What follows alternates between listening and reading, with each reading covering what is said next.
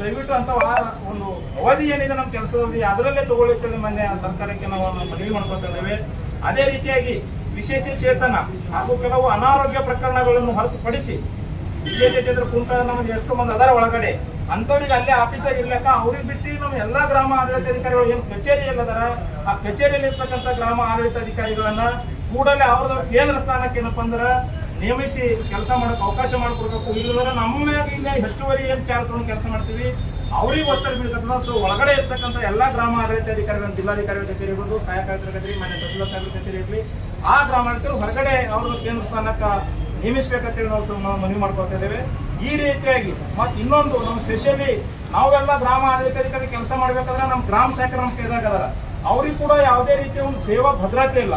ಹೀಗಾಗಿ ಅವ್ರಿಗೆ ಒಂದು ಸೇವಾ ಭದ್ರತೆ ಸಿಗಬೇಕು. ಅವ್ರಿಗೆ ಏನಾದ್ರೆ ಒಂದು ದೀಪ ರೂಪದಲ್ಲಿ ಅವರು ಸಾಕಷ್ಟು ವರ್ಷ ಒಂದು ಹೋರಾಟ ಮಾಡ್ತಾ ಇದ್ದಾರೆ. ಅವ್ರಿಗೊಂದು ಹೋರಾಟ ಮಾಡಕ್ಕಂತದಕ್ಕಾಗಿ ಅವ್ರಿಗೆ ದೀಪ ರೂಪ ಕನ್ಸಿಡರ್ ಮಾಡಿ ಅವ್ರಿಗೊಂದು ನಿಘಂಟು ಏನ್ರೆ ಹಿಂಗ ರಿಟೈರ್ಮೆಂಟ್ ಆದ್ರೆ ಅವ್ರಿಗೊಂದು ಸ್ಪೆಷಲಿ ಬದುಕು ಬಂದಿದ್ದು ಆಸರೆ ಆಗುವಂತ ನಿಟ್ಟಿನಲ್ಲಿ ಏನಾದರೂ ಒಂದು ಸೌಲಭ್ಯ ಸರ್ಕಾರ ಕಲ್ಪಿಸಿಕೊಡ್ಲಿ ಅಂತಕ್ಕಂಥ ಉದ್ದೇಶ ಇಟ್ಕೊಂಡು ಈ ಒಂದು ಮುಷ್ಕರವನ್ನ ನಾವು 26ನೇ ತಾರೀಕಿನವರೆಗೆ ನಾವೇನಪ್ಪ ಅಂದ್ರೆ ಘನ ಸರ್ಕಾರಕ್ಕೆ ನಾವೇನಪ್ಪ ಮನವಿ ಕೊಟ್ಟಿವಿ. ಅಲ್ಲಿ ತನಕ ನಮಗೆ ಈಡೇರಿಸದಿದ್ದರೆ ನಾವು ಇಡೀ ಕರ್ನಾಟಕ ರಾಜ್ಯದಾದ್ಯಂತ ಅನಿರ್ದಿಷ್ಟಾವಧಿ ಮುಷ್ಕರಕ್ಕೆ ಕರೆ ಕೊಡ್ತೀವಿ ಅಂತೇಳಿ ಮಾನ್ಯ ಪ್ರಧಾನ ಕಾರ್ಯದರ್ಶಿಗಳಿಗೆ, ಮಾನ್ಯ ತಹಸೀಲ್ದಾರ್ ಬೀದರ್ ಸರ್ ಅವರ ಮುಖಾಂತರ ನಾವು ಮನವಿ ಪತ್ರವನ್ನ ಕೊಡ್ತಾ ಇದ್ದೇವೆ. ಗೈಡ್ರಿ ಮೇಡಮ್, ನೀವು ಒಬ್ರು ಗೈಡ್ ಮಕ್ಕಳಿಂದ ಒಬ್ಬರು ಯಾರು ಹೇಳಿ ಗೈಡ್ ಎಂದು ಬರೀತಾರೆ, ಎಂದು ಬರಲ್ಲ, ಎಂದು ಬರೀತಾರೆ, ಎಂದು ಬರೀ. ವಿವಿಧ ಬೇಡಿಕೆಗಳಿಗಾಗಿ ನನ್ನ ಸರ್ಕಾರಕ್ಕೆ ನಾವು ಮನವಿ ಪತ್ರವನ್ನ ಕೊಡ್ತಾ ಇದ್ದೇವೆ.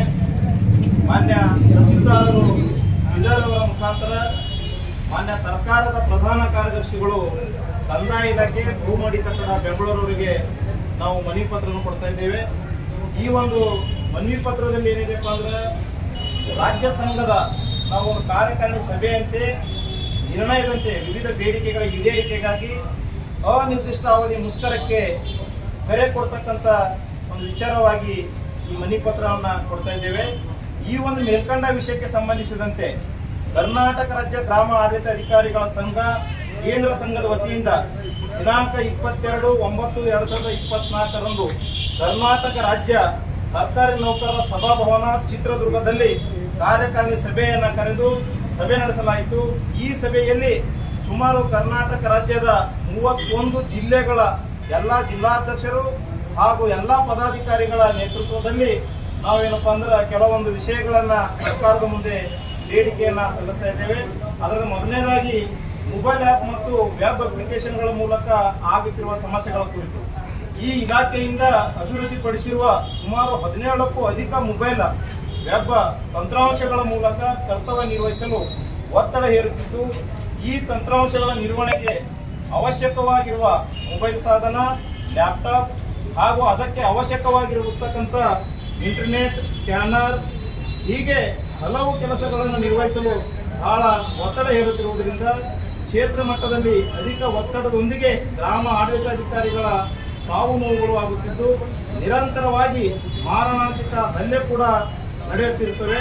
ಈ ಎಲ್ಲ ಮೊಬೈಲ್ ಆ್ಯಪ್ಗಳಲ್ಲಿ ಏಕಕಾಲದಲ್ಲಿ ಪ್ರಗತಿ ಸಾಧಿಸಲು ತೀವ್ರ ಒತ್ತಡ ಹೇರುತ್ತಿರುವುದರಿಂದ ಮಾನಸಿಕವಾಗಿ ಹಾಗೂ ದೈಹಿಕವಾಗಿ ವ್ಯತಿರಿಕ್ತ ಪರಿಣಾಮಗಳನ್ನು ಹೆಚ್ಚಾಗ್ತಾ ಇದ್ದಾವೆ. ಅದರ ಜೊತೆಗೆ ಆದ್ದರಿಂದ ನಮಗೆ ಮೇಲ್ಕಂಡ ಈ ಒಂದು ವೃತ್ತಕ್ಕೆ ಒಂದರಂತೆ ಏನು ಕೇಂದ್ರ ಸ್ಥಾನ ಇರ್ತದೆ ಒಂದರಂತೆ mobile, laptop, Google Chrome book, printer, internet ಸೌಲಭ್ಯವನ್ನು ನೀಡುವವರೆಗೆ ದಿನಾಂಕ 22/9/2024 ಈ ಕೆಳಕಂಡ ಮೊಬೈಲ್ ತಂತ್ರಾಂಶಗಳ ಕೆಲಸ ನಿರ್ವಹಿಸದಂತೆ ಏನಪ್ಪ ಅಂದ್ರೆ ತೀರ್ಮಾನಿಸಲಾಗಿದೆ. ಸಂಘದಿಂದ ಯಾವ್ಯಾವಪ್ಪ ಅಂದ್ರೆ ಆಧಾರ್ ಸೀಡು, ಲ್ಯಾಂಡ್ ಬೀಟು, ಪಗಾರ್ ಹುಕುಂ, ಹಕ್ಕು ಪತ್ರ ಮತ್ತು 1ರಿಂದ 1 to 5 ನಮೂನೆ ಹಾಗೂ ಪಾವತಿ ಆಂದೋಲನ ಇಂಥವೇನಪ್ಪ ಅಂದ್ರೆ ನಾವು ಮೊಬೈಲ್ ಸೌಲಭ್ಯಗಳಲ್ಲಿ ನಾವು ಮಾಡ್ತಾ ಇರ್ತೀವಿ. ಸೊ ಇಂಥವು ನಾವೇನಪ್ಪ ಅಂದ್ರೆ ಇವಾಗ ಸ್ಟಾಪ್ ಮಾಡ್ತಾ ಇದ್ದೀವಿ. ಅದ್ರ ಜೊತೆಗೆ ಮೂಲಭೂತ ಸೌಲಭ್ಯಗಳೇನು ನಮ್ಗೆ ಬೇಕಪ್ಪ ಅಂದ್ರೆ ಉತ್ತಮ ಗುಣಮಟ್ಟದ ಒಂದು ಟೇಬಲ್ ಕುರ್ಚಿ, ಯಾಕೆ ಇಲಾಖೆಗೆ ನಮಗೆ ಯಾವುದೇ ರೀತಿಯ ಸೌಲಭ್ಯಗಳು ಇರಲಾರದೆ ಇರುವುದರಿಂದ ಸ್ವಲ್ಪ ತೊಂದರೆ ಆಗ್ತಾ ಇದೆ. ಸೊ ಉತ್ತಮ ಗುಣಮಟ್ಟದ ಒಂದು ಟೇಬಲ್, ಕುರ್ಚಿ, ಒಂದು ಆಲ್ಮೇರ ಹಾಗೂ ಗುಣಮಟ್ಟದ ಒಂದು mobile phone, CUG sim, data, Google Chrome book, laptop, printer ಮತ್ತು ಸ್ಕ್ಯಾನರ್ ಇಂಥ ಕೆಲವೊಂದು ಬೇಡಿಕೆಗಳಾಗಿರ್ತವೆ ಎಲ್ಲ ಗ್ರಾಮ ಆಡಳಿತ ಸಂಘದ್ದು. ಸೊ ಅದಾದ ನಂತರ ಸೇವಾ ನಿಯಮಗಳಿಗೆ ಸಂಬಂಧಿಸಿದಂತೆ ಸೌಲಭ್ಯಗಳ ಕೆಲಸ ಬಗ್ಗೆ ಸೇವಾ ಒಂದು ವಿಷಯಗಳಿಗೆ ಸಂಬಂಧಪಟ್ಟಂತೆ ಏನಾಗುತ್ತಪ್ಪ ಅಂದ್ರೆ ರಾಜ್ಯದ ಗ್ರಾಮ ಆಡಳಿತಾಧಿಕಾರಿಗಳ ಪದೋನ್ನತಿಯಲ್ಲಿ ವಂಚಿತರಾಗ್ಯಾರ. ಸುಮಾರು 30 ವರ್ಷಗಳಿಂದ ನಮ್ಮ ಗ್ರಾಮ ಆಡಳಿತ ಅಧಿಕಾರಿಗಳಾಗೆ ಸೇವೆ ಸಲ್ಲಿಸಿದ್ರು ಕೂಡ ಯಾವುದೇ ರೀತಿಯ ನಮಗ ಪ್ರಮೋಷನ್ ಪದೋನ್ನತಿ ಸಿಗ್ತಾ ಇಲ್ಲ. ಸೊ ಬಹಳ ವಿಳಂಬ ಆಗ್ತಿದೆ. ಹೀಗಾಗಿ ಆ ಒಂದು ಪದೋನ್ನತಿ ಕೊಡೋಗೋಸ್ಕರ ಏನ್ ಈಗಾಗಲೇ ಒಂದು ಎಕ್ಸಾಂಪಲ್ ಹೇಳ್ಬೇಕಂದ್ರೆ ಇವಾಗ ಸಂತಪುರ ಹೋಬಳಿ ಇದೆ, ಅಲ್ಲಿ 35-36 ಗ್ರಾಮಗಳದಾವ. ಅದಕ್ಕೆ ಯಾಕೆ 2 ಹೋಬಳಿ ಮಾಡಿ ಅದಕ್ಕೆ ಒಂದು 2 ಕಂದಾಯ ನಿರೀಕ್ಷಕರ ನೇಮಕ ಮಾಡಿ ಜನರಿಗೆ ರೈತರಿಗೆ ಸೌಲಭ್ಯ ಅನುಕೂಲ ಆಗಬೇಕು. ಕಡಿಮೆ ಸಮಯದಲ್ಲಿ ಸೌಲಭ್ಯ ಇಮಿಡಿಯೇಟ್ ಆಗಿ ಅವ್ರಿಗೆ ಸೇವೆ ಒದಗಿಸಬೇಕು ಅಂತ ಉದ್ದೇಶ ಇಟ್ಕೊಂಡು ಈಗ ಏನು ಒಂದು 20-30 ವರ್ಷ ಸೇವೆ ಗ್ರಾಮ ಆಡಳಿತಾಧಿಕಾರಿಗಳಾಗೇ ಮಾಡೀವಿ. ಅವ್ರಿಗೆ ಗ್ರೇಡ್ 1 ಗ್ರಾಮ ಆಡಳಿತಾಧಿಕಾರಿ ಒಂದು RHR ಕೊಡ್ತಕ್ಕಂಥ ಅವಕಾಶವನ್ನು ಮಾಡಿಕೊಡೋದಕ್ಕೆ ಸರ್ಕಾರದ ಗಮನ ನಾವು ತರಬಯಸ್ತಾ ಇದ್ದೇವೆ. ಎರಡನೇದಾಗಿ ಪತಿ ಪತ್ನಿ ಪ್ರಕರಣ ಸಂಬಂಧಪಟ್ಟಂತೆ ನಮ್ಮ ಎಲ್ಲಾ ಇಲಾಖೆಗಳಾದ ವರ್ಗಾವಣೆಗಳನ್ನ ಈ ಕರ್ನಾಟಕದಲ್ಲಿ ಕಂದಾಯ ಇಲಾಖೆಯಲ್ಲಿ ಸ್ಪೆಷಲಿ ವರ್ಗಾವಣೆ ಇಲ್ಲ. ಪತಿ ಪತ್ನಿ ಹೆಂಡತಿ ಬೆಂಗಳೂರು ಇದ್ರ ನಾವು ಬೀದರ್ದಲ್ಲಿದ್ದೆವು.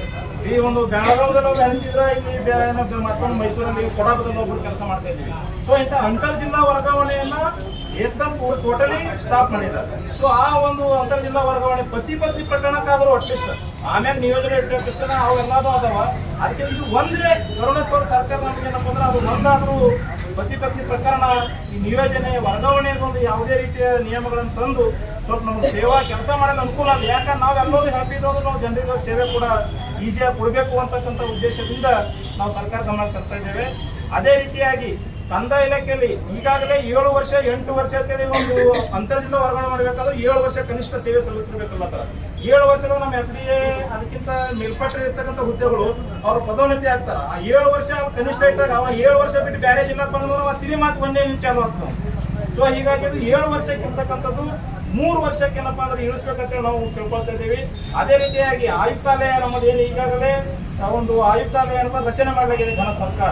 ಅದು ಗ್ರಾಮ ಆಡಳಿತ ಅಧಿಕಾರಿಗಳ ಜ್ಯೇಷ್ಠತೆಯನ್ನು ಕೂಡ ರಾಜ್ಯ ಮಟ್ಟದ ಜ್ಯೇಷ್ಠತೆಯನ್ನಾಗಿ ಪರಿಗಣಿಸಬೇಕಂತ ನಾವು ಸರ್ಕಾರದ ಗಮನ ತರ್ತಾ ಇದ್ದೀವಿ. ಅದೇ ರೀತಿಯಾಗಿ ಮೊಬೈಲ್ ತಂತ್ರಾಂಶಗಳ ಕೆಲಸದ ವಿಚಾರವಾಗಿ ಇದುವರೆಗೆ ಆಗಿರುವ ಎಲ್ಲಾ ಅಮಾನತುಗಳನ್ನು ಸ್ಪೆಷಲಿ ಮೊಬೈಲ್ ಏನು ಯಾವ್ದು ಕೆಲಸ ಮಾಡ್ತಾರೆ ಏನು ಅಮಾನತುಗಳಾಗಿದ್ದಾವ ಅಂತ ಅಮಾನತುಗಳನ್ನ ನಮಗೇನಪ್ಪ ಅಂದ್ರೆ ತಕ್ಷಣವೇ ರದ್ದುಪಡಿಸಿ ಅದಕ್ಕೆ ಹಿಂಪಡೆದು ನಾವು ಮತ್ತೆ ಕೆಲಸ ಮಾಡೋಕೆ ಅವಕಾಶ ಮಾಡಿಕೊಡ್ಬೇಕಂತೇಳಿ ಮನೆಯಲ್ಲಿ ನಾವು ಮನವಿ ಮಾಡ್ಕೊಳ್ತಾ ಇದ್ದೇವೆ. ಅದೇ ರೀತಿಯಾಗಿ ಪ್ರಯಾಣ ಭತ್ಯೆ ಏನು ನಾವೆಲ್ಲ ವಿಸಿಟ್ ಮಾಡ್ತೀವಿ ವಿಲೇಜ್ಗಳಿಗೆ, ಪ್ರಯಾಣ ಭತ್ಯೆ ಕೇವಲ 500 ಇದೆ. ಅದು 500 ಇದ್ದದ್ದು ಒಂದು ತಿಂಗಳಿಗೆ 500 ಇದೆ. ನಾವು ಎಷ್ಟೇ ವಿಲೇಜ್ ಹೊಡೆದ್ವಿ ಅದು ಒಂದು 3000ಕ್ಕೆ ನಮಗೆ ಏರಿಸಿ ಏನಪ್ಪ ಅಂದ್ರೆ ಅದೊಂದು ಅವಕಾಶ ಮಾಡಿಕೊಡ್ಬೇಕು. ನಾವು ಹೆಚ್ಚಿನ ಕೆಲಸ ಆಫೀಸ್ಗೆ ವಿಲೇಜ್ ಕೊಡೋದಕ್ಕೆ ಅವಕಾಶ ಮಾಡಿಕೊಡ್ಬೇಕಂತೇಳಿ ಜನ ಸರ್ಕಾರಕ್ಕೆ ಮನವಿ ಸಲ್ಲಿಸ್ತಾ ಇದ್ದೇವೆ. ಇದಾದ ನಂತರ ಕೆಲಸದ ಅವಧಿಯ ಮುನ್ನ ಹಾಗೂ ಕೆಲಸದ ಮುಕ್ತಾಯದ ನಂತರ ನಡೆಸಲಾಗುವ